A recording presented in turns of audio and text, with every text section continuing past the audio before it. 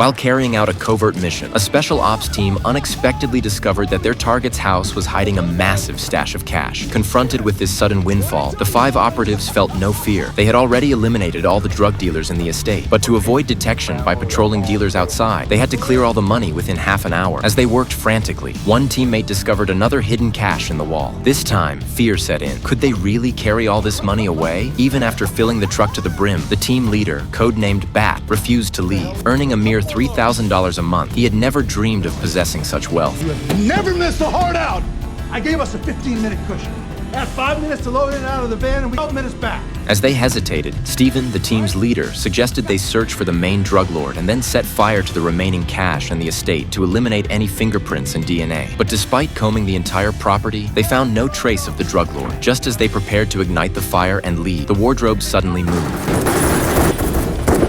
Steven fired 3 shots at the drug lord's head, but the enemy's return fire struck Charlie in the kidney. Worse, Jim, who was scouting outside, noticed that the first wave of returning dealers had entered the estate. The team realized they had no choice but to eliminate every last dealer to carve a bloody path to safety.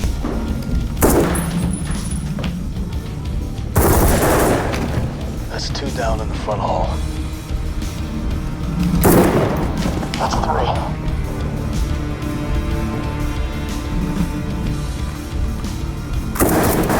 That's 4.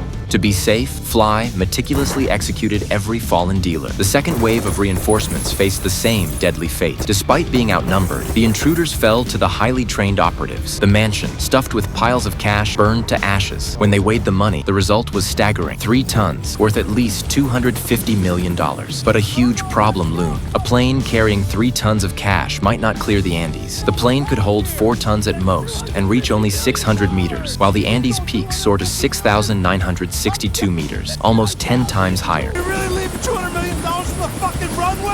No one was willing to throw away $250 million, so they had no choice but to risk flying with the 3 tons. To be safe, they maintained an altitude of 500 meters, but as they approached the Andes, the plane began to shake. The higher they flew, the greater the stress on the aircraft. They had no choice but to press on, aiming to cross the peaks and reach the opposite side. As the plane reached its altitude limit, it shook violently, and the engine emitted a deathly wail. The team was forced to jettison the cash from the cabin to save themselves.